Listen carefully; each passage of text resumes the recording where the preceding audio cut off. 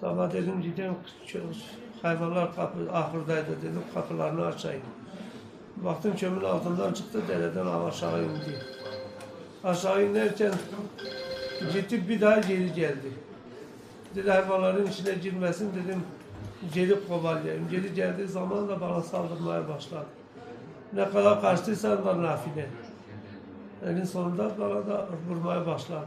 Zaten köpek olmasaydı beni parçalardı, beni paramparça yapardı. Köpeğin de bu kafasında buradan vurmuştu, arkaya kadar komple şey yapmış. Köpek de yaralıydı.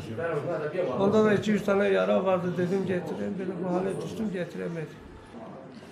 Enfeksiyon periler. Kolumda yara var, sol kolumun üst bölgesinde. Bu diğer ayağımın ucuna da çünkü sürekli sırt üstü geziyordum. Dedim yani benim karın bölgesine dedim zarar vermesin.